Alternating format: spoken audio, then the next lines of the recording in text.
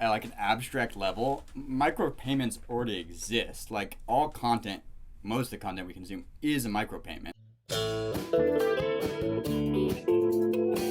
Hi, I'm Amy James, the co-inventor of Open Index Protocol, and welcome back to the What Kind of Internet Do You Want series. On today's episode, I'm interviewing Alec Bostwick, a journalist and content creator who publishes videos using the handle Bostwiki. Alec has worked at NPR, BuzzFeed, Yahoo, Verizon, and other major media corporations. I personally really enjoyed this conversation, and we covered a lot of ground about the modern media landscape, freedom of speech, content suppression, fair use, and regulation. We talked about the technology that helped BuzzFeed to optimize the science of clickbait and how some of the biggest media companies are still using antiquated systems. Surprise, surprise. We also talked about the process of creating content, the problems with not having a niche, how he is chronically demonetized on YouTube and even blacklisted on Reddit, and why he keeps making videos anyway. I became aware of Alec through his YouTube channel, which I highly recommend. He makes videos about all kinds of things, and I love his content because he talks about things that journalists aren't really supposed to talk about. I very much appreciate his "it's better to ask for forgiveness than permission" approach. He's made videos about everything from how media plays mind games and manipulates audiences to media trainings on how to handle it if you get caught in a media controversy, to using micropayments to monetize news content. He's gone so far as to make videos about other journalists. The recent one about Taylor Lorenz was quite a lightning rod. And he even made a deepfake video of himself. And to be honest, it was the deepfake video that really made me want to interview him, because we are the only two people that I know of who have made deepfake videos of themselves just to prove a point. So I figured we had to talk. The undercurrent through our conversation is the recurring theme of how spectacularly messed up the incentives of the current model are, and how wide-reaching the impact of these bad incentives can be. It's a really fun, shocking, and revealing discussion about the media landscape and where it's headed. I hope you enjoy it as much as I did. Alec Bostwick, welcome to the What Kind of Internet Do You Want series. Really glad you're here. Thanks for having me. So I thought we would just get started with talking about a little bit of your personal background as a journalist, just for people who don't know who you are. Yeah, I mean, my background, journalist and content creator too, because I found you, through your work on YouTube as Bostwiki. Yes, I also make YouTube videos on a channel called Bostwiki, but my reporting background is varied. Started at PBS in Kansas City, then BuzzFeed News in New York, when BuzzFeed News was probably at its zenith, and then Bloomberg for a while, and then finally Verizon Media, although now owned by Apollo Management Group, but Yahoo News, Huffington Post, that conglomerate of media organizations. And what do you do there now? Are you a writer? Do you do video work? I do a little bit of everything.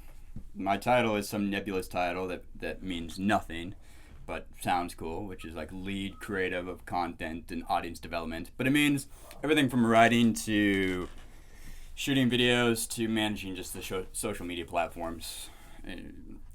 If you're that curious, Verizon acquired all those media companies, and they wanted to relaunch them, and so I was brought in to kind of retool their accounts. So like we just wiped the YouTube channel for Yahoo News, right, and just restarted it. And part of my job was to grow that. And so do you mostly do behind the scenes stuff there, or are you on camera talent there as well? Occasionally I'll pop in a video, but I mean, it's not the driving force is to be on camera talent in Yahoo. Yeah, totally. So talk to me then about your YouTube channel. How long have you been doing that for? I've been doing it off and on. The story behind my YouTube channel is I went to university to study history, which is fascinating but not very lucrative or a multitude of career paths. So I kind of bugged out and thought, oh, I need to do something. Let me figure out how to make videos. So I taught myself how to make videos, started making videos. And that led me to PBS in Kansas City, where like, hey, we like this stuff. We'll give you a contract. And that's been the through line throughout my career. And then the YouTube videos have dipped on and off as I try to navigate non-compete clauses and various things within larger media organizations that don't necessarily like the voice I will sometimes use on my YouTube channel. I was very curious about that, actually, because so I discovered you when I was doing research for a different episode of the series about micropayments. You did a YouTube video all about Clay Shirky's thesis about micropayments. And then from there, I discovered that you had also made a deepfake video about yourself, which I very much appreciated because I had recently at that time talked to my husband into making a deepfake video of me to prove a point about how blockchain can help to fix things. And he was reasonably very against the idea at first, as you can imagine. But I just thought it was really cool and really brave of you to make that kind of content about yourself.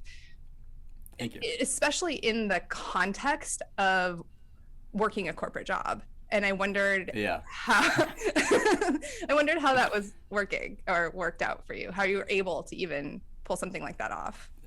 I mean, there's a phrase that I think I apply in my life, which is that sometimes it's better to beg forgiveness than ask permission. And I kind of just operate with that MO. I mean, I was in some meetings afterwards about what I was doing behind the scenes, but I it's out there now, so worked out. And as I explained to various people, I mean, it's not real. Right. And in some ways, it's almost a hedge, because if in the future I ever get deepfaked, or there's some sort of footage of me that I dislike, I could always just point to, oh, it's a deepfake because of my time I spent on shady forums. Perhaps I just front run a future negative story about myself 10 years from now. I don't know, but that's smart, actually. I kind of like that idea. Are there concerns that you have about how deepfake technology is going to impact media or the cultural conversation, given what you experienced?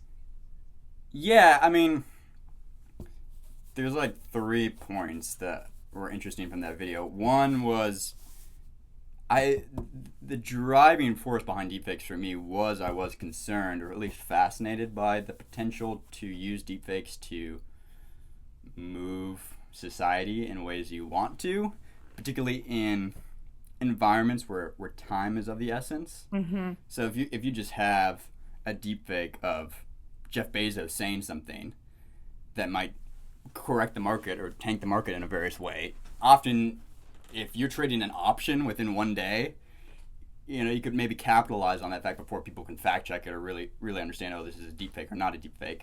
And this applies to all kinds of various aspects of life where time is limited, and that's where I feel like deepfakes could really be used, either positively or negatively. And I wanted to explore that, but what was the way to explore it? The gimmick was I'll just deepfake myself. And this was during a time where I just don't think I still don't think that many people are thinking about deepfakes. But that's what I did, is I just went out onto some forums and see if they would just deepfake a regular person like me for a little bit of money, which they were happy to do. I feel like embedded in that observation is, oh, certainly if I just liked somebody or you just liked me, you could go to the internet and definitely deepfake me. Mm-hmm. And perhaps do reputational damage to me mm-hmm. in a meaningful way. And there's no recourse of action or really protection against that. I mean, I had spoken to some people that were working on defenses for deepfakes, but again, tangent within tangent, I was at SRI in like Palo Alto, where they were supposed to be studying deepfakes and mm-hmm. how to determine deepfakes. but it was really a game of whack-a-mole, and that they were barely able to keep up with how fast deepfake technology was iterating in terms of getting better and better and better and better. Third point is YouTube doesn't really like deepfakes, so that they the deep.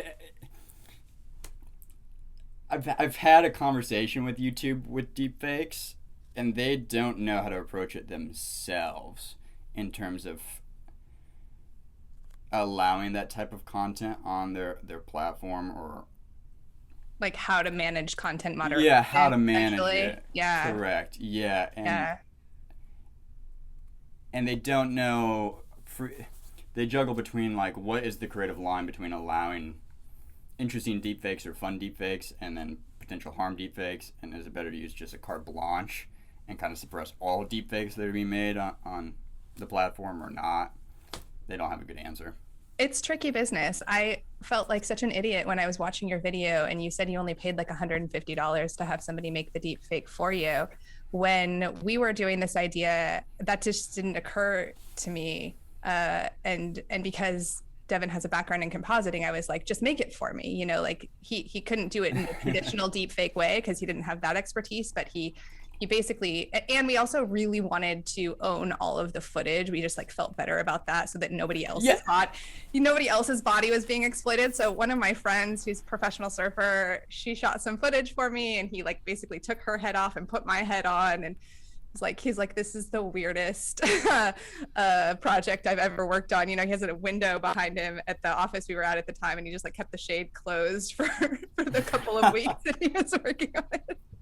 Just constantly. He didn't want anyone to see what he was doing.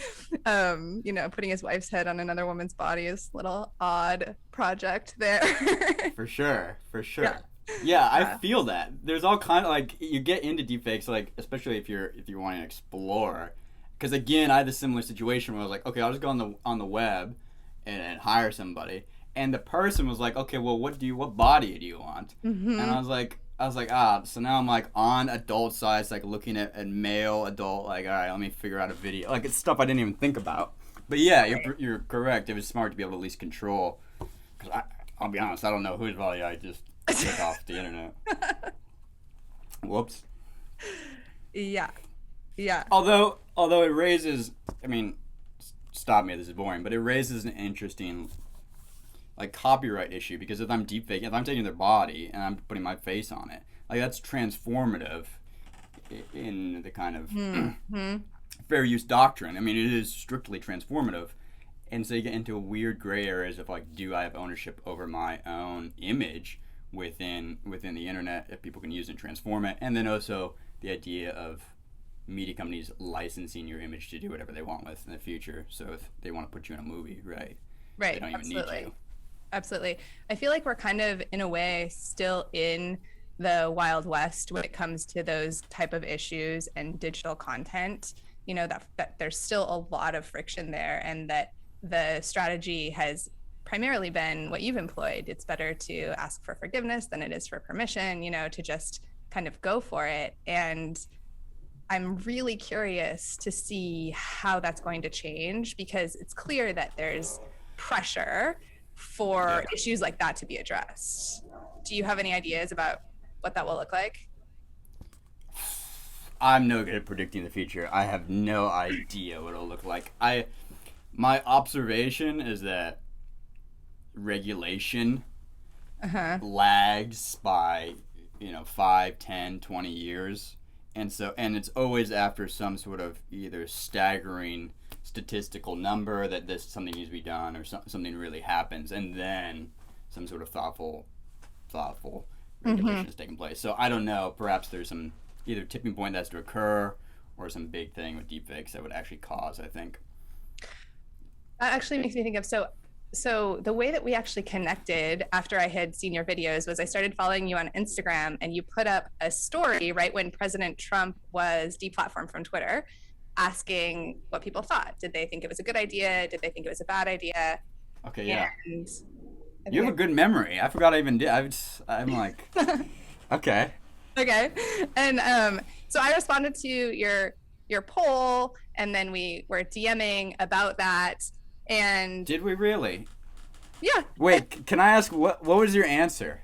Or do you So, not want to share that? no, I'm happy to share it. My answer was that it was not a good idea, that I thought that the president of the United States should, be able to speak freely on the internet. Right, okay. We came down on the same line then. Okay, yeah. When I saw the poll answers, though, we were in the minority, like by a Oh lot. yeah. It was like Oh 70 yeah. 30. Did it balance out at all, or did it stay that I slanted? definitely think we were in the minority. I don't think it ever equalized. I don't know what the final tally was, Yeah. which is interesting because I sometimes will do surveys to like just see what people think. And I was like, who? I remember doing a survey on Instagram stories was like, who do you think I'm voting for? And about 40% of my audience thought Trump, and about 60% thought Biden at the time. So it was a relative distribution. So that was interesting to see that then also come down. And The it wasn't like, if I recall, it wasn't like people that voted for Trump were suddenly now for him having a Twitter. It seemed to be different people, if that makes sense. mhm. Different respondents to the poll. Right, yes. Yeah. Yeah. I mean, it's really fascinating to me how much people are calling for censorship like that online right now. Yeah, people. I mean, we can go down this rabbit hole. I'm a pretty big free speech absolutist, if I'm honest. So it puzzles me a little bit, I guess, in terms of the compulsion to censor. But I mean, I'm curious your thoughts. I have no. We agree about free speech absolutism for sure, especially given, the last 7 years of my life have essentially been devoted to that in terms of building a protocol that will make it impossible for that kind of thing to happen, that the very technology itself is intended to protect freedom of speech. Right. So, totally agree with you there. What I'm just really unsure about is Mm-hmm.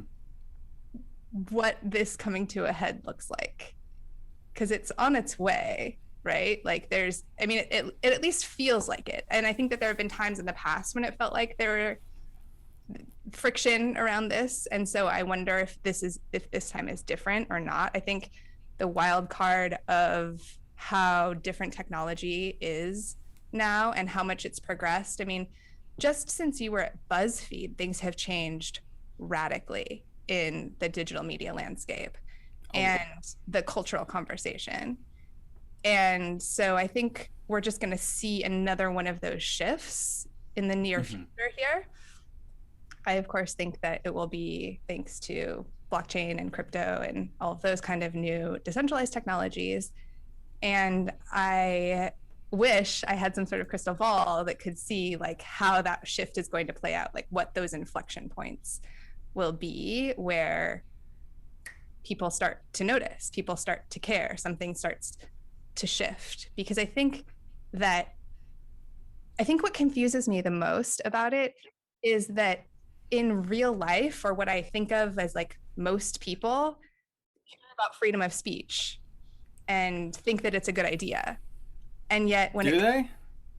I mean, maybe you hang out with sophisticated people, but do you press them on like what they define as freedom of speech? very good point, because I think that what has been revealed to me recently is Mm-hmm. that there are plenty of those people who I think I assumed would be more protective of freedom of speech, who are now making arguments along the lines of not all speech is protected. You can't Right. you can't yell fire in a crowded theater. Right. Idea. Yeah. Yeah. I for a long time personally thought most people. I mean, I'll speak from my own experience. This could be totally different for anybody else. Which is that I thought most people held the same belief that I had. It seems like you do, which is that freedom of speech is a bedrock of society that it just must be preserved in order to like advance society in any meaningful way. Right. And the more I spoke to people is that many people just don't view it that way. I mean, people also often don't think about freedom of speech because their speech and their ideas tend to just exist within the Overton window naturally. I mean, so they're always on the correct side of speech. That's a And good so point. often I don't think they're even confronted with the idea that they may be right, but against a majority. In which case, then it behooves everyone to protect that minority speech. Yeah, absolutely. And we're seeing, I think, an acceleration of issues like deplatforming, demonetization, deboosting, shadow banning, et cetera, et cetera. Have you personally been demonetized on platforms? Oh, I am chronically demonetized. YouTube YouTube doesn't really like the they I think they find, I mean, how to put it diplomatically. The the kind of videos I make are often problematic for YouTube in terms of they just demonetize them because I'm often at the fringe cases of things that I want to talk about. But Well, that's why I like your content. You talk about, you did like an episode about why Woody Allen is innocent. You've done an episode. yes, Tucker Carlson. You did the yes, yeah. Taylor. How do you say her last name? Lorenz. Um, Taylor Lorenz, yes. Yeah, so YouTube, I'm always demonetized. I make zero money from YouTube. And, I mean, if you want to talk about bans, I found out some powers that be blocked not my account. I mean, I nuked my account anyway. But my entire channel has been blacklisted from Reddit R videos. You cannot even share my video on R videos on Reddit. Anything from my channel. Somebody got to the mods and got them to shut off. Yeah. wow. Why? Don't know. Your stuff is on the fringe, and that's why it's interesting, but it's not offensive. It's not dangerous. It's not inciting violence. Right. I mean, I of course think I'm just a lamb here. You know, but I can only tell you what I know and hear is that, yeah, I mean, that's a concrete example, and certainly my channel never gets recommended, and they're always demonetized. I'll appeal everything. I mean, we can get into the inner workings of YouTube, but YouTube, not only do they look at individual videos, they rank channels in terms of how the algorithm views the channel itself, and gives that a score indicator of how appropriate that channel is. I'm quite sure they don't reveal it, but I'm quite sure mine's low. Mm-hmm. I mean, if anybody watching this wants a great example of YouTube suppression, search on YouTube Chet Hanks' "White Boy Summer," which was the meme song he made after he made some TikTok about, oh, it's gonna be a white boy summer, and I don't mean Trump.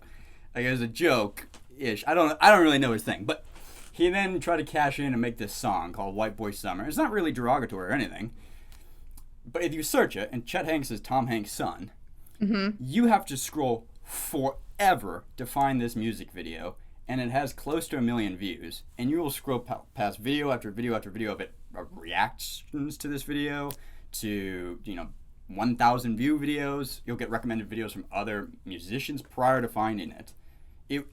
This is, swear to goodness, if anybody in your audience, you can do this later. I will. Yeah. Yeah, YouTube totally shadow ban. I mean, and not only that, when you finally find the video and you go to it, many other YouTubers have noticed the same thing, and a lot of verified YouTubers have just commented, "Oh, totally shadow banned, totally shadow banned." Wow. It's so wild. I mean, the amount of opacity in the industry is, I think, the biggest threat in a way right now to conversation, right? That there is no clear guidelines for what you have to do to not be demonetized or deplatformed or shadow banned or what have you. Yeah, it's totally opaque. It's totally nebulous and ever changing. Yes, exactly. So then what's your motivation? What's your incentive for being a YouTuber if you already have a job and you don't make any money from it? I'm an infinite optimist, Amy.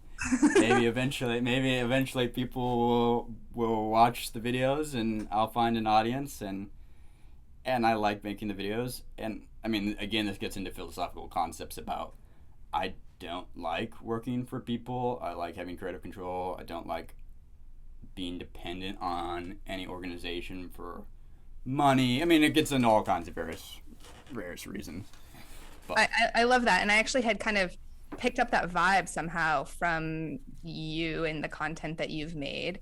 And I wondered if as a creator or as somebody who's trying to kind of chart their own course to be able to do what they want, what strategies you employ to be able to do that, to protect yourself. I mean, I feel like I'm just running the clock. Like I live within my means.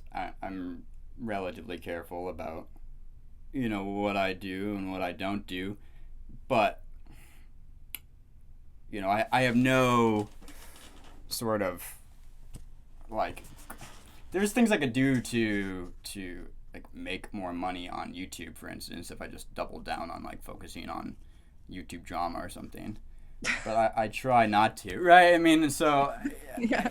I don't know, and eventually probably like I am I am building a case against myself here that makes me less and less on paper, let's say a first pick candidate for a job, because they might look at me and be like, so I don't know. I'm sure there's some impending cliff I'm heading toward, but I press on. I mean, It sounds like your main strategy is that you have a really high tolerance for risk.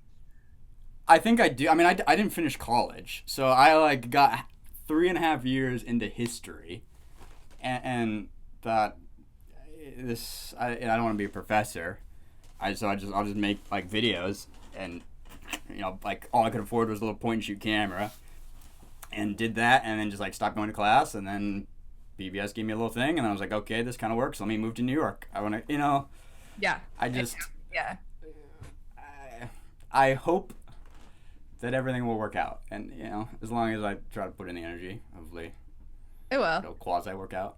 Yeah. Yeah. Absolutely. I mean, I get to talk to interesting people like you, so it's it's working out. It's a good ride, at least. It's the destination, not the journey, or wait, the journey, not the destination. Yeah, it's the it's the cash at the end, Amy. That's all what it's all about. It's just the pure.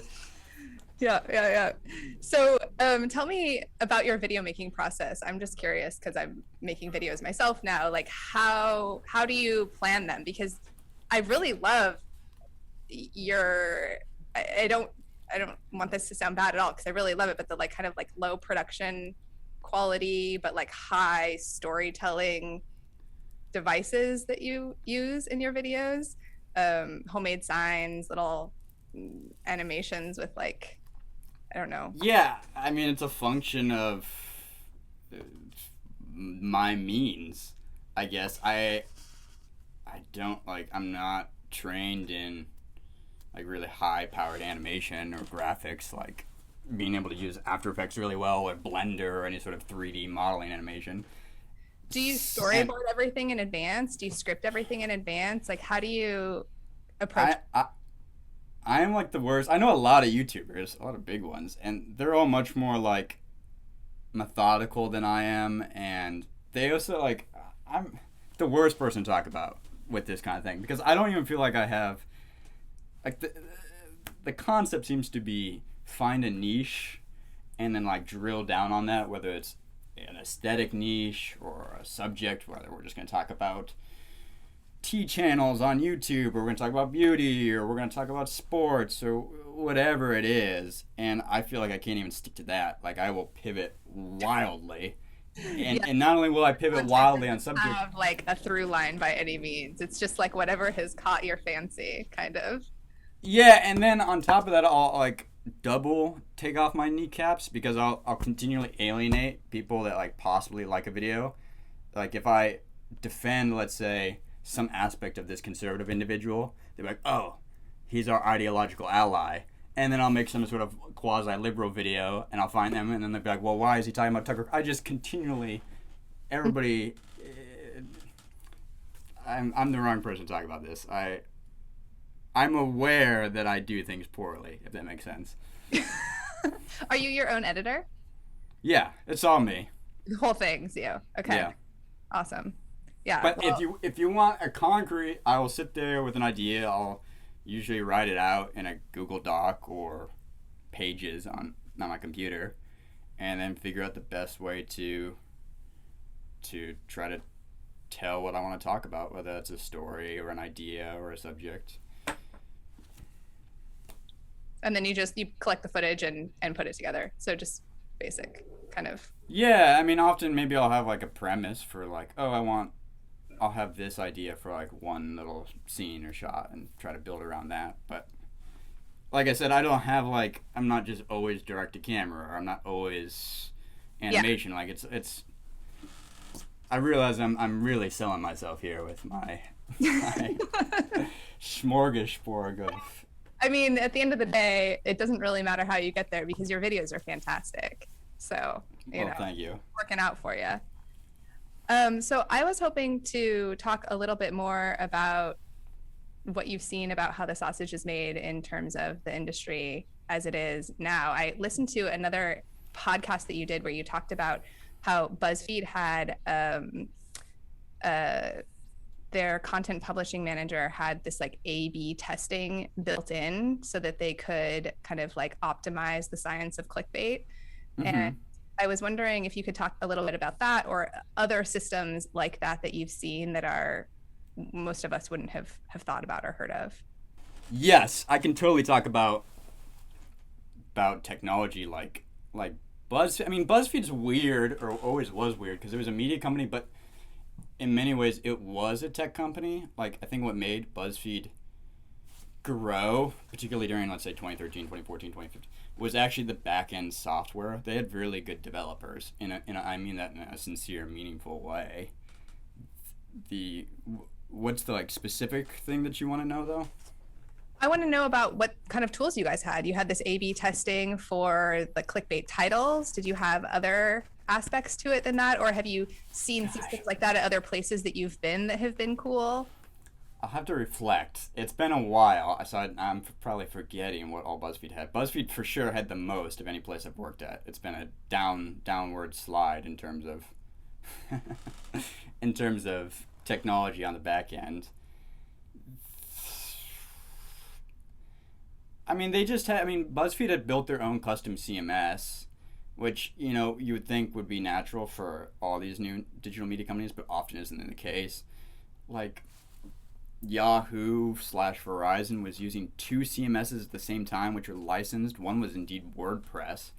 And so you're, like, running half the articles through WordPress, and then they ported it over to Athena. Like, it was a huge mess on the back end.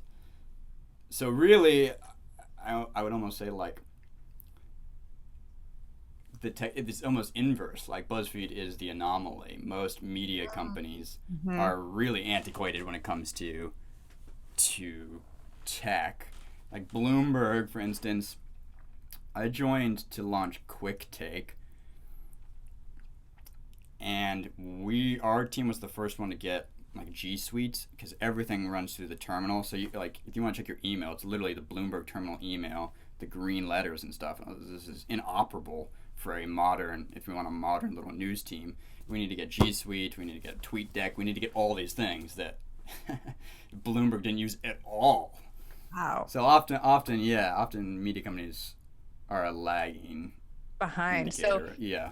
Okay, so then if somebody was building something from the ground up, or there's going to be a BuzzFeed 2.0 or some other kind of way shower like that, what features would you want? What would be the optimal back end? Gosh, for tech, I mean, I don't even know. I mean, in terms of profitability, in terms of audience, like, I think direct my focus here, because content management, content publishing, like, finding the audience for it, boosting the content into the world, finding the right way to position the content, anything like that. Like, what would be like the optimal tool for a journalist or something? The optimal tool for a journalist in terms of publishing content, I don't even.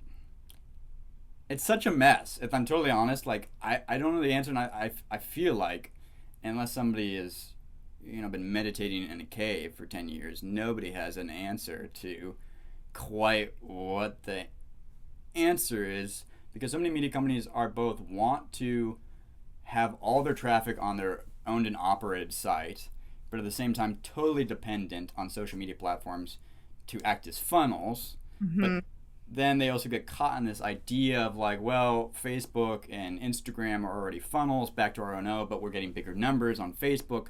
So let's take the numbers we got on Facebook and sell that to advertisers and say, look, we're doing 50 million. But then if Facebook tweaks their metrics, suddenly you have no control on it. It's just a huge Byzantine mess. I'll give you an example. When I was at BuzzFeed early on, Facebook was doing this game. This is when Facebook launched video. Facebook was like, oh, we're going to try to compete against YouTube. And one way they were very clever was they set their watch mark, their metric for what it counts as a view, to 3 seconds, and they would autoplay the videos, right? So YouTube didn't have autoplay at the time, and 30 seconds. Facebook came along and said, we'll give a view as 3 seconds, and we'll autoplay them on the newsfeed. And of course, what happened was publishers, let's say BuzzFeed, realized, wow, we're getting way more views by just dumping resources into Facebook, and we can take these huge inflated numbers and point them to brands. And I said, Facebook's going to change this. 3 seconds is garbage, because if you looked at the back end, after 4 seconds, you had 10% of the audience. And people were like, oh, why would Facebook ever change it? Because at the time, they had a symbiotic relationship where Facebook was growing their content library, and BuzzFeed and Vox, and everybody was having these inflated numbers. But inevitably, Facebook changed it, and the pipeline shrank, and then the advertisers were affected. And often there's just not a long-term thinking and or what to do. Yeah. So I don't know what the right answer is, because at the same time you're like, yeah, but my piece of work, my story is getting seen on Facebook, even if it's 3 second views. Right. Look at the numbers, and I'm going to take these numbers and I'm going to go to apply to another job. So there's like multiple incentives tucked into that question that I don't have a good answer for. And then,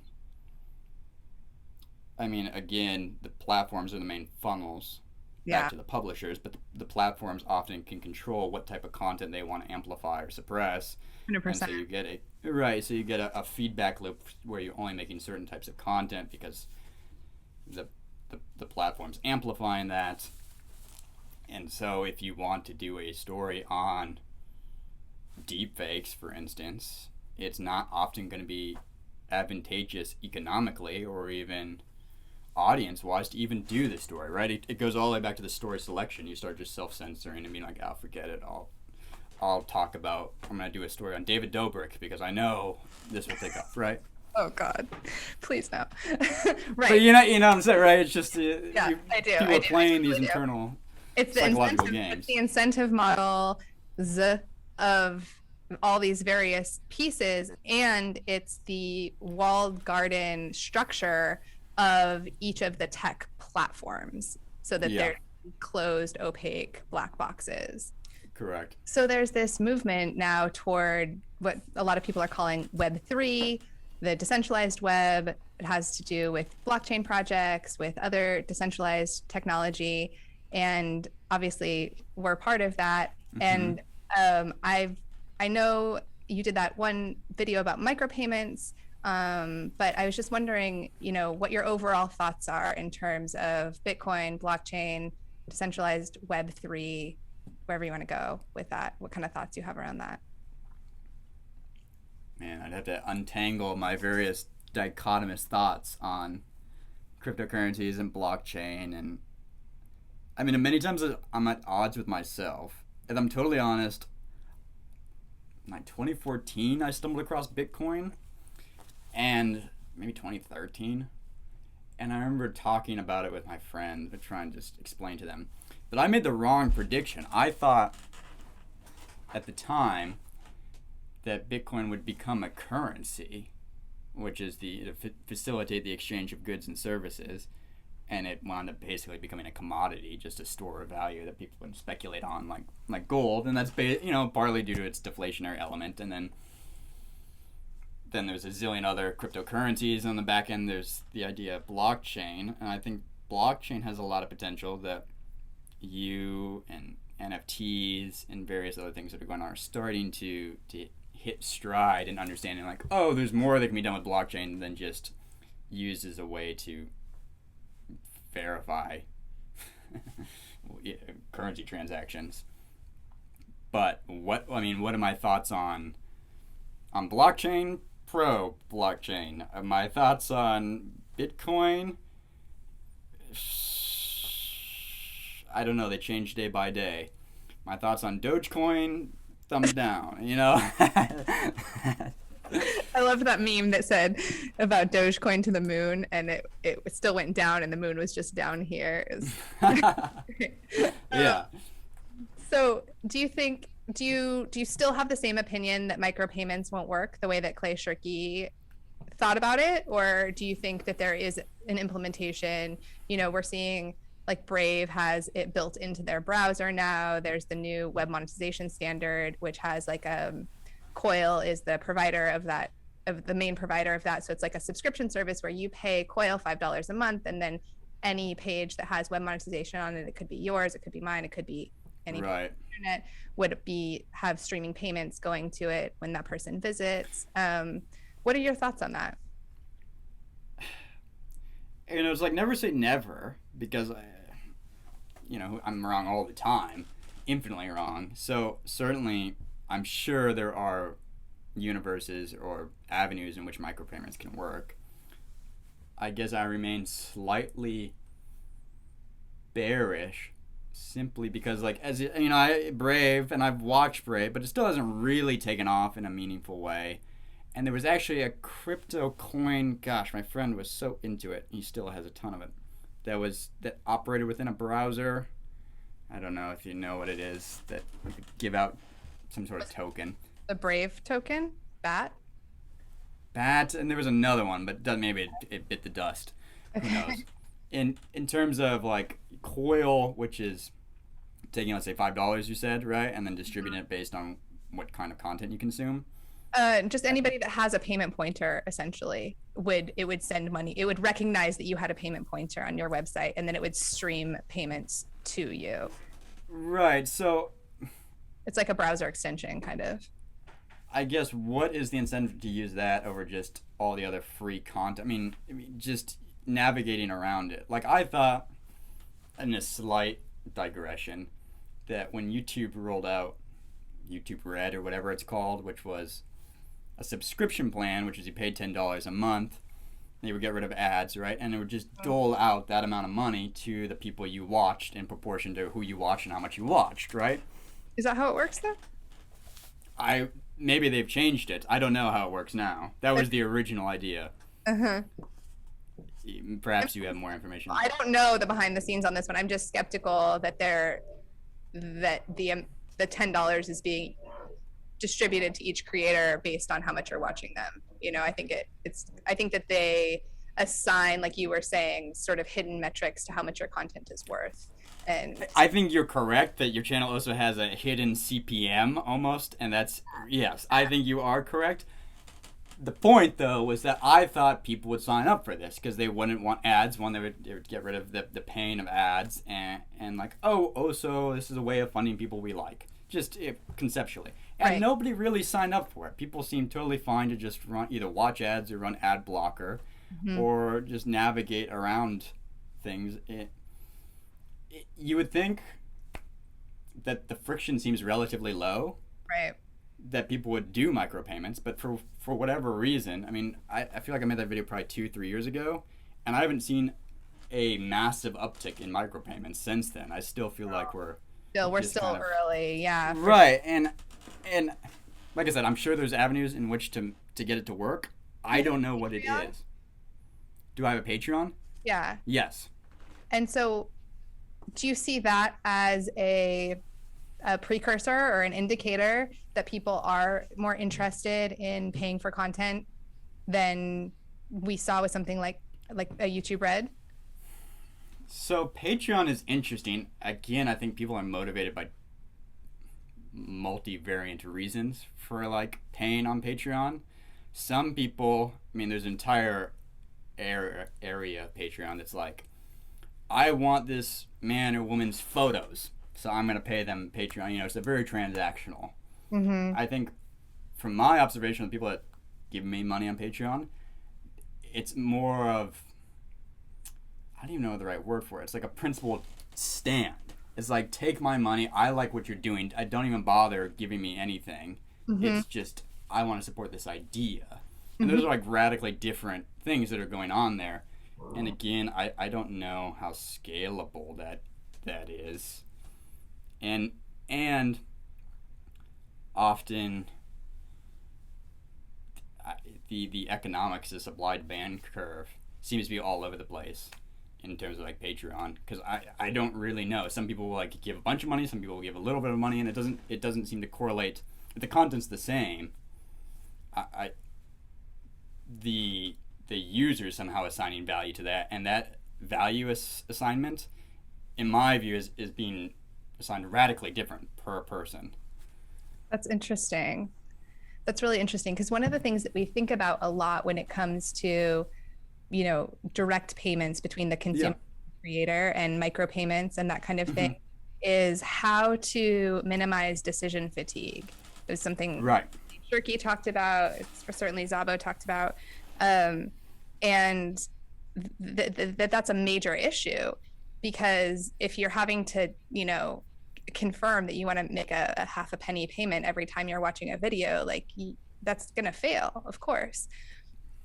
But how do we contrast that with overcoming what you're talking about, which is there's such a wide variety of preferences in terms of what users want and how they want to pay, that it could be that they're paying a half a penny. It could be that they're okay to pay 5 cents per video. It could be that they want to just support creators ideologically. It could be that they want to, just transactional pay for whatever that they're consuming so that they're not having to receive ads. There's in a way more ways to pay for content using cryptocurrency and blockchain Mm-hmm. than there are in the current model. It like Right. unlocks new possibilities, but by unlocking new possibilities, we then have the issue of having too many options. And Right. I think you stumbled upon something, because just as I'm listening, if we zoom out at like an abstract level, micropayments already exist. Like all content, most of the content we consume is a micropayment, but we're paying in time, and that decision is already being made for us, right? So it's just a micropayment in time, yes, and we're getting served an ad, but what we're paying is our time. know that they are consuming the ad and that functions as a micropayment to the creator. Right. Correct. Yeah. And they're willing to just pay with their time, and that's the kind of default currency that we're just using in society is time. And people seem to be comfortable with that. I dislike it. I try to avoid ads at all costs. I will pay the subscription services. I would do the micropayments, but yeah, I mean, holistically, what is the way, as you just said, when you give people too many options, then they don't even know, well, what kind of micropayment should I use? Do I pay in cryptocurrency? Do I use Braves token? Do I use Ether? Right, exactly. We're going to need to simplify those options in a way that's going to make sense for people, Right. so that they can, so that it's simple. I actually was talking to another journalist, Bailey Reitzel. She worked at CoinDesk, and Oh, okay, very cool. she was talking about first she sort of did this rant about how she wants people to really engage with crypto, Bitcoin, whatever it is, to really understand it differently, to really engage with it, not just like go on Coinbase and buy some Bitcoin or something like that, because Right. it's really important that people are able to understand how and why it's different.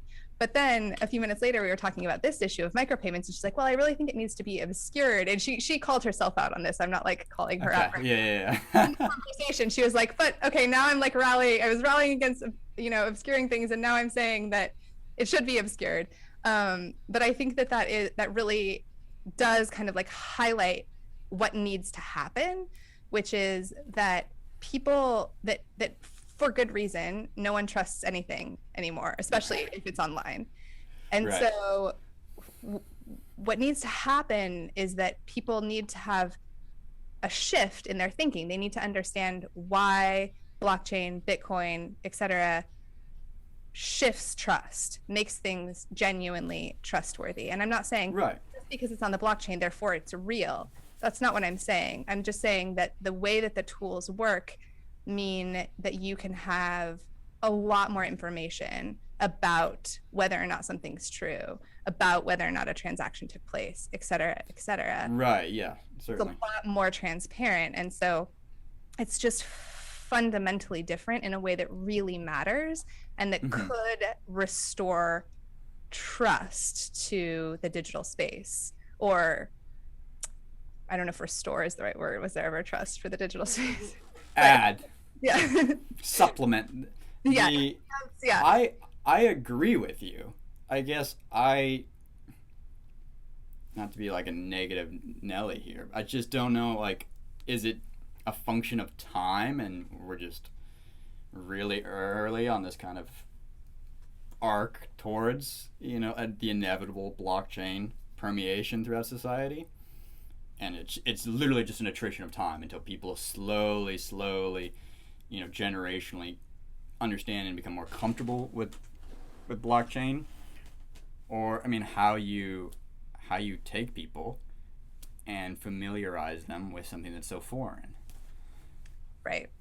Right, exactly. I that's one of the biggest questions that's occupying my mental space lately, is like, what is that inflection point? What creates that change where we can have that deep understanding that it's different, that the trust is different, such that we can then use the tools that are already available to obscure it and to kind of build it into the foundation of things, so that it's just this like background thing that helps to Right. clean up the incentive models, make it super user friendly and easy to use.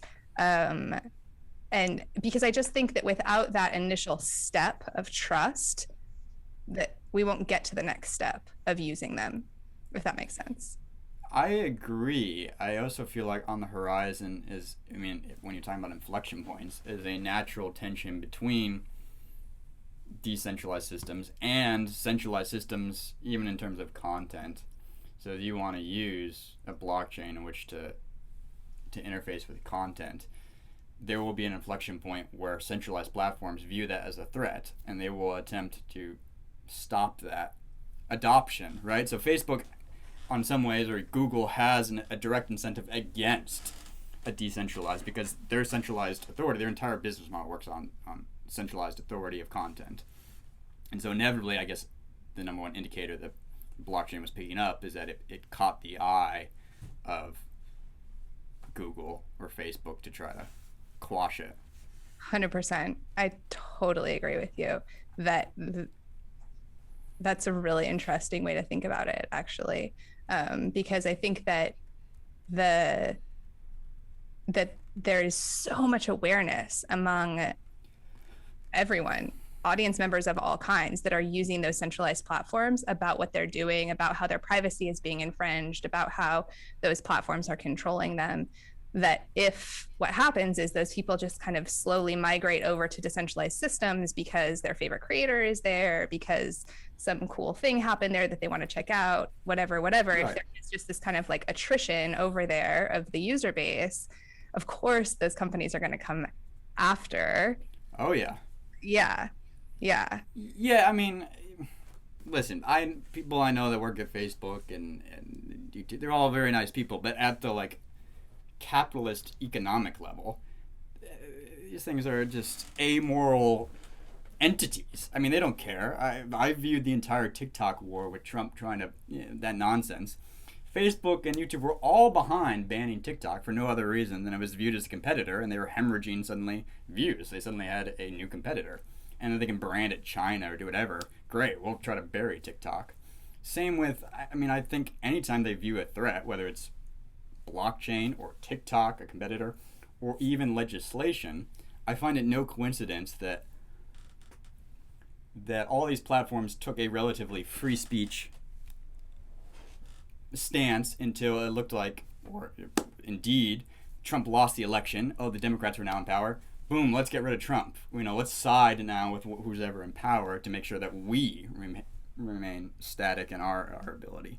So whether it's blockchain, they'll always view their centralized authority as paramount. It is interesting how they did that, because there was like the meetings happening to review Section 230, Yes.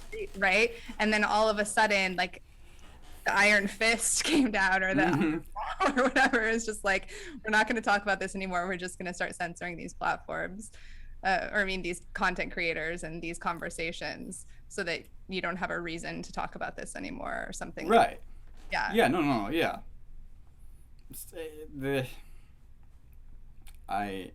There is no love lost between me personally and these platforms.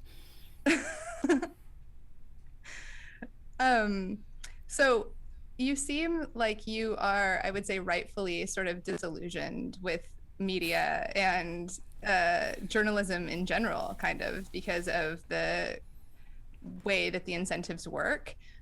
And yet, in some ways, the same tension has always been there in journalism. Oh, for sure. And I was just wondering, like, do you see yourself, kind of continuing to climb the ladder? And does journalism just have your heart because you love like investigating things and telling stories? Or is it like maybe something you're doing right now and you have a grand plan for your life that involves, alpaca farming or something like that in the future? In Peru, in Cusco, up in the mountains. To answer your question honestly, I think it's more half pragmatic, half accidental.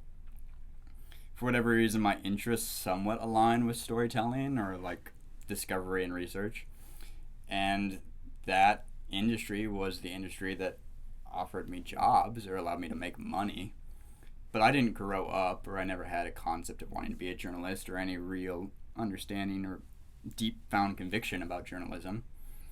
I find myself in it somewhat accidentally, I think, more than anything else.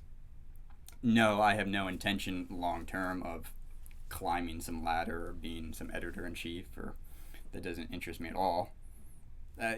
Circling all the back, I think I'm an infinite optimist, and that I would like to just eventually be able to grow my audience enough in a sustainable way that I can focus on what I think is interesting and hopefully bring value to other people. That's it, is bringing value to other people. That's cool. I like that a lot. I loved your video about an operator versus a builder. Okay, yeah. It's great. Which one do you think you are? You're not the first person to ask me this question. And I think I'm a builder.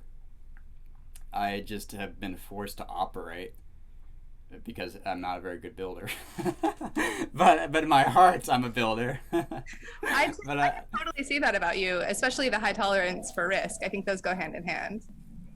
But yeah, I mean, it's something I think about a lot because media is an operator space. It's very siloed in terms of like the people that get ahead in media. If we just imagine like Silicon Valley is like the tech hub, and we just think of media as like New York City and the media hub. That's where just people flock if they want to work in media. It's New York City. I mean, there's an entire infrastructure of moving within this viscous to get where you want. If it's to be an editor-in-chief or raise some money to start a little newsletter or Substack or whatever it is. There are games that people play, and often being an operator serves you way better in media than being a builder. So the incentives in media are to be a good operator. Interesting. I found the video super interesting because I would say that my husband is a builder and that I'm more of an operator. And as we've grown our company together, we've had different perspectives in some of those decision-making moments. And your video just really helped me to understand why or something about that, like, and also to let us, it helped me to kind of know like, oh, we should lean into his strength on this one. Oh, we should lean into my strength on this one, to kind of break that apart a little bit, because it's hard for an operator, I would say, to be an entrepreneur when there is so little structure to it. So even just thinking about it that way kind of gave my brain some structure for how to think about how we should approach things or how we should make certain decisions in certain moments. So I just really appreciated it. Well, one, thank you. Two, I mean, not that different than you. I mean, you were saying that you're an operator and your husband is a builder. My partner is a math teacher in the Bronx public school, like Union. She has a master's degree. She's getting her second master's degree. Scholarships all the way through university. Like, just pure operator. Just like give her the guidelines, and she will excel. 100%. Yes. Right. And I was just thinking, like, man, she can do things so well that I just cannot do in a meaningful way. I don't know whether it's my personality or whatever it is, but I was just thinking, like, oh, you would be a great high-powered executive at a CEO level. I was just talking to her. I was thinking, like, at the same time, then there's also, like, builders and how these personality archetypes operate or don't operate well within the infrastructure that they find themselves in. Because I do think a lot of people are mismatched, and I was just thinking about people I know and where they find themselves in life, because I'll speak for, let's say, a lot of guys right out of college, they'll be watching some Ty Lopez or something and be like, oh, I need an Amazon store and I'm gonna hawk this meme coin or whatever it is, and they get caught in this slightly entrepreneurial mindset. And it's like, no, you did really well in school. Like, your personality is perfectly tailored to just be a intellectual property lawyer or something. Like, you will make way more money and be infinitely more. I can just see it in other people, and it's interesting how sometimes people get mismatched, particularly by the way whatever voices they're listening to are telling them to do. Totally. Okay, so I heard you say on another podcast, this is kind of a yeah. Now, but I heard you say on another podcast that the informed people that don't read Huffington Post or the Washington Post. And I did I say that? Whoops. Whoops. What do Sorry. they read? What do they read? Who are they following for good information? I will say what I always tell people when they ask me, like, these kind of questions personally, which is like, oh, what should I read? I say find the person you like at Washington Post or Huffington Post or the Daily Beast or Breitbart. I don't really care. Find whatever person you trust or seems like, even if you disagree with them, if you feel like they're being sincere or offering value, find those people, like, write them down if you need to, and just follow their trajectory. Because media is super fluid. Like, journalists move between companies all the time. So one journalist might be at the Huffington Post, and then be at Vice, and then be at Breitbart, then be at New York Times. Often the publisher is slightly irrelevant. If you find individuals you really like, just track them wherever they go. And I feel like you'll have a way better return on time doing that than sticking with a publisher. That makes sense. I like that. I think I do that too, actually. Yeah, I wouldn't be surprised. I mean, yeah, informed people almost intrinsically do this, where they have a good just like filter in their head, where it's like, not to say like Washington Post is completely without value, but when you have some understanding of media, you're able to like cipher really quickly, like, no, this is nonsense. Oh, this article is good, or and be able to hop around. And smart people I talk to do hop around. They'll read something on some far right thing, far left thing, and then they'll read Paul Graham's essay. It doesn't. Totally, yeah. So your media training videos are also like really insightful, and I know that it's always specific to the case, but do you have like let's say that this series goes really well, and then there's somebody coming after me because of I believe right. What would you tell me to do? Or are there some kind of like basics for how to handle it in the new media landscape that we're facing? Sure. I mean, there's like a couple approaches. I mean, if they're barreling down your, here's what I'll again say to like people, which is, it's best to imagine, like to conceptualize things, and to imagine media as a court of public opinion. So if you think about our criminal justice system, Mm-hmm. we have a court, and if people are in trouble, you get accused of a crime, then you go to court, and you have a district attorney, and they have lots of resources, and they try to convict you of something, and you get a defense attorney, and there's various strategies.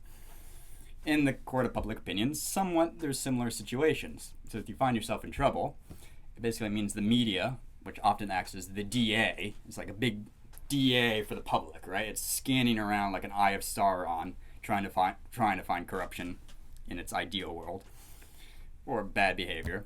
Often Right. it misses the mark, like the real criminal justice system, where it's locking up people for all kinds of ridiculous reasons. But when the media DA comes for you, treat it like you would in a real thing. Like, speak to reporters that are on your side. Shut up. Don't just talk randomly to reporters. They're going to record you. They're going to use everything against you. Know what I mean? When somebody walks in to a police interrogation, they don't have their lawyer. The police know what they're doing. They're trained to get you. Reporters are trained to get you. And if you just enter that sphere, you're like, oh, I'm innocent. The same thing is going to happen to you if you just walk into court, even if you're innocent. The DA doesn't care if you're innocent or not. They want, the convictions on the book. And so, one, just imagine, like, thinking about it in that conceptual framework, I think goes a long way in helping people. But then, two, if you're in full retreat mode, yeah, definitely don't talk to reporters. I would say just use your own voice. Write on Medium. Great example of this is when Donald McNeil, who was the health reporter for the New York Times for like 35 years, he was unceremoniously, well, he wasn't fired, he resigned, but he was pushed out Uh-huh. for a reason I feel is absurd. Nonetheless, he is well versed in the media. He worked in the New York Times for 30 years. And people wanted his comments. There was some controversy. He didn't say anything, wrote up like a 5-part series, and published it himself on Medium because he knows how journalists operate. And he was like, forget it. I'm just going to speak for myself. And he even has a quote. He's like, I know journalists. They're jackals. And I was a jackal surrounded by jackals. And I think often the best approach in this modern landscape where we have YouTube, we have Medium, we have Substack, you can at least speak for yourself on some level, which before then did not exist, right? If you were going to the 1990s, you would be screwed. You literally basically had to talk to a reporter. Nowadays, you don't. Now, good reporters will convince you that it's in your interest to talk to them, right? Sure. But often it isn't. Just like the police will convince you it's in your interest to talk to them. And they're very convincing. Don't. Unless you really know what you're doing or you have reporter friends that can help you out.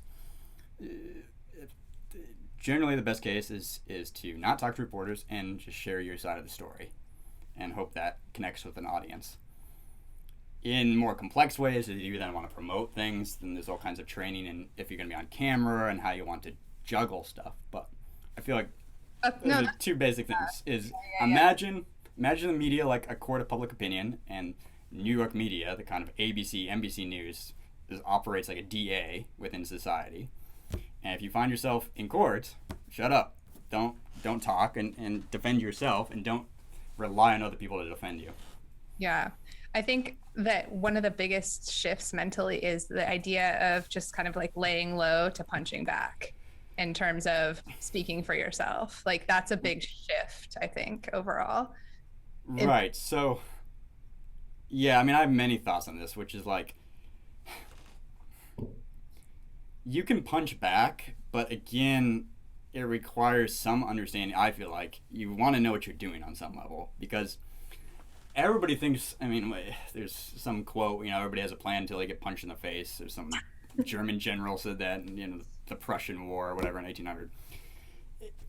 Basically, everybody's gangster until it happens to them. Mm-hmm. And people find themselves in media controversies and their friends won't talk to them. Nobody's defending them.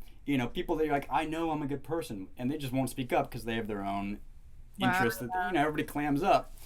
And people have a really, I mean, it gets to people mentally. It's very strong people. Yeah. And it can be easier to wall away, right? To just retreat and retreat and retreat, go offline, do it. Because at least then you're not confronted with all the horrible things people are constantly saying about you. And so it can be very difficult to then like override that and then like go on the offensive. And you can also, It's tricky, especially for media personalities who have small-ish followings, because sometimes I'll see that people are talking ish about them just because they're amplifying it, because they're responding to it. Not right, yes, because I never saw the original story. And so I correct. like, deciding when you ignore it because you don't, because it will just go away. Like, Right. what would your guidance be like on that? When do you ignore it? When do you confront it? This is like when it's like case by case. Yeah. It's things that are small. Sometimes you can just let it float on by because the news cycle is a real thing. And like journalists, again, if you understand how the media operates, it's constantly searching for new material. So it will move on. The bulk of it will move on if you just like lay low. I would say often the bigger you are or your company is, the more probably you need to fight back. If you're smaller, it's better just to fly under the radar because otherwise, as you said, you can just continue that fire for no reason. It's like you're like alerting all of the people that like you to this problem for no reason. Correct. Yeah, and then the severity of what's being talked about. Yeah.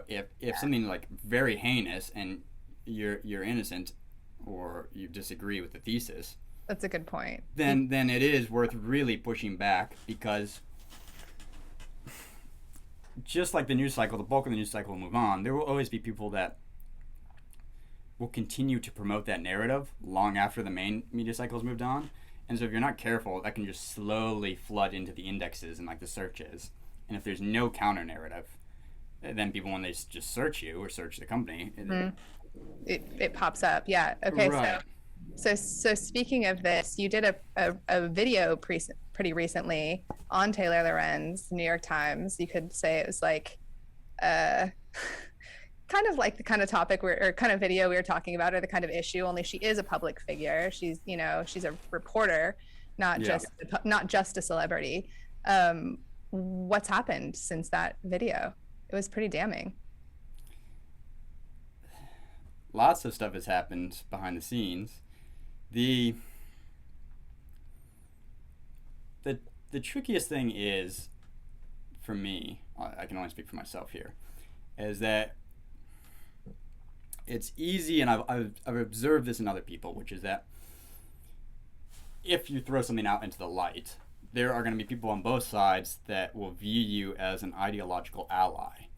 And it's very easy to suddenly want to tribalist, like, yeah, sure, let me be with the tech people, or let me be with Glenn Greenwald or whomever, because then you feel like you have allies. But then you're also subscribing to all the other ideological beliefs that this group or this loose thing may have. And you can get mixed up that way. You can find yourself down an avenue that you didn't really want to be. I mean, this is played out all the time with like YouTube creators that start quasi, let's say, central in terms of their political beliefs, and then slowly get led down a path of either hyper left or hyper right. Yep. And I'm not anybody's ideological ally. I only did what I thought was right in my heart, which is I thought I saw somebody operating with bad faith that people were scared of, and it was being discussed quietly all over the place that many people are aware of and that nobody was saying anything about. And I said, fine, I'll do it. I think that's what people can count on you for, the kind of videos, like those, right? Like no one's talking about it. Well, Alec Bostwick is. Well, thank you. I mean, yeah, I haven't really, this is the first time I've ever publicly talked about that. That's such a, this gets into all kinds of philosophical weeds too, because circling slightly back when I was talking about how the media is like a court of public opinion and their DA, I mean, we saw this recently with the Chavez and the George Floyd, where finally police spoke out and said, "Oh, that's not good policing." But that's actually a rare thing historically. Generally, they fold rank, and all organizations do this, whether they're union workers or police or teachers. People tend to just pull rank, and they fold along these lines. And the same is true with media and reporting. And I'm not making any comparison in this instance to George Floyd or anything, but merely the abstract concept of people within the same industries pull rank, right? And Yeah, I get rare. it. It was straight. It was unusual for you to call out a fellow journalist in that way. Yeah, Yeah. it's frowned upon, Yeah. right or wrong internally, just because I think that's how all humans are. They're tribalistic, and particularly because I could read their Discord, which was like magic to them. It was interesting watching. There's an interesting thing that takes place. Like if we had just imagined Clubhouse, I'm sure you're familiar with Clubhouse, the app, right? Mm-hmm. Yeah, a lot of journalists petitioned the kind of public to be like, oh, we should be allowed on Clubhouse. We need to be able to hear what these people are saying. These are powerful tech entrepreneurs. We need to be able to report on whatever they're saying. You can't just block us. You can't ban us. We need to be there. At the same time, powerful reporters get together in groups on Discord or on Signal and discuss all kinds of things. But heaven forbid you leak that or put that out in the public. Suddenly that's their safe space, Mm-hmm. And there's an inherent hypocrisy there that fascinates me. Absolutely. So has there been, did she react? Has there been, Oh, I don't know. I try not to pay too much attention. I'm sure. I don't even want to conjecture. I don't know, Amy. Okay. I'm sure. I was just I'm sure wondering people. if I'm sure people. or how what her reaction to the whole thing was. Well, from her discords, she was unhappy about it. The people will make up their own opinions, along whatever reasons they want to.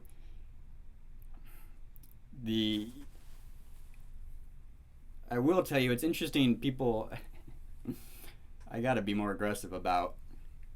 They definitely LexisNexis'd me, who somebody did, and very methodically found out lots of information and then gave that information to just spam in a way that's just annoying. I mean, are you familiar with LexisNexis? Was it a search engine like back in the day? Nah, it still exists. It's a very powerful, almost enterprise software that aggregates all public information on somebody. So I could LexisNexis you and find out every place you've ever lived, your credit lines. I can have access to every email address you've ever had, all your phone numbers. Oh, I can. Oh my yeah, gosh. yeah. It's expensive, I bet. but places like the New York Times have these resources. Of course. And Wow. like, LexisNexis acts almost like a central clearinghouse for, if you think about like Experian or these credit companies when they pull your credit score, they're not even doing it themselves. They're going back to LexisNexis. LexisNexis is the iceberg underneath the sea that is powerfully collating data on everyone. Got it. But yeah, I was definitely LexisNexis, for lack of better words. And so it's like equivalent of getting doxxed, kind of, in a way. Yeah, I mean, so if you wanted to dox somebody, you would start there. Yeah, it would start there, and then you could just publish it on the internet. Or if you wanted to be more methodical about annoying somebody, you could get that information and then take that information and just stir up trouble within. You know what I'm saying? Mm-hmm, mm-hmm. You had to have seen this coming, though, right? Yeah. Yeah.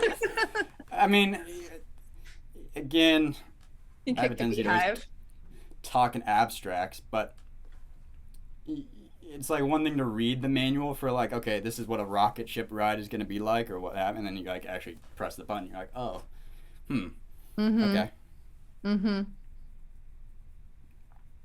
And what's it been like? I don't know. I have deliberately ducked a lot of things. Like I said, you're the first person I'm talking to, and there's been many people that want to talk to me. So you have the exclusive Me. here. Well, thank you. Yeah. All right. Well, last question is, the show is called "What Kind of Internet Do You Want?" And that's really my last question: is what do you want from the internet?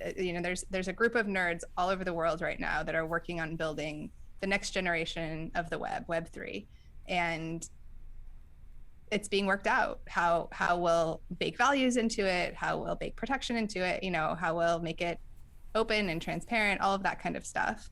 And I love asking guests this to find out, what would matter to you, or if you were, king of all nerds writing code for a day, what would they do?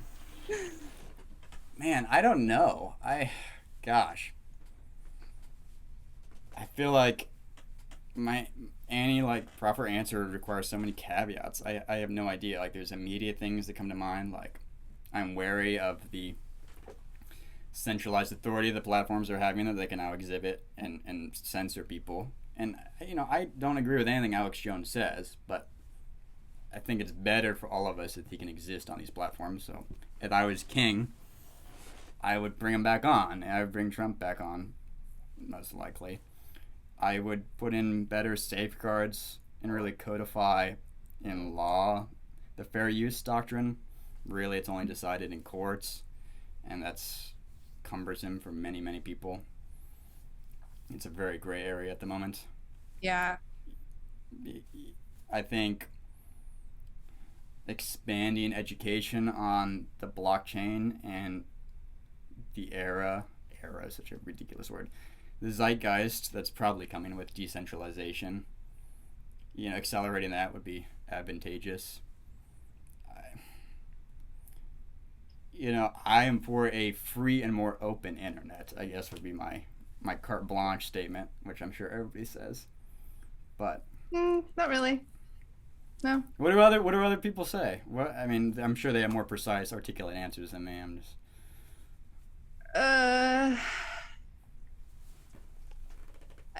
Along the same lines of what you're saying, I think that the root tension is how do we have a free and open internet, but also have protection from being doxxed, from revenge porno, right?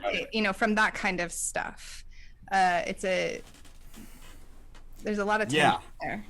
And this is where I don't have a good answer, because, I know we were talking about LexisNexis briefly, which anybody who's watching this, you included, Amy, take a little Google at LexisNexis, Nexix.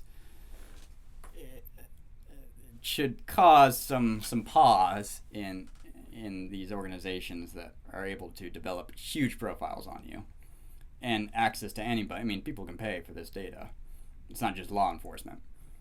And I definitely think probably there should be more regulation over that, or some sort of oversight. Again, I'm caveated with it is Congress, but then Congress is oftentimes Luddites about their own, they don't know what they're legislating at the time. Totally. So I have no, yeah. I kind of That's why I think that I hope that the solutions will be actually in the code itself, so that it's protected just like functionally found at the foundational level. That's my hope, my best hope for how we'll solve these issues. Yeah, that would be great. And maybe blockchain will be a way to rewrite some of the underpinning code that's currently holding up the current internet infrastructure that we know of, that has allowed various tumors to grow. Yeah, for sure. That we can get rid of. Yeah, it'll prune those. Yeah. Oh, well, this was awesome. Thank you so much for the conversation. Where can people find you? youtube.com/Bostwiki, BOSTWIKI. That's where they can find me. Awesome. Well, thank you so much. Thank you, Amy.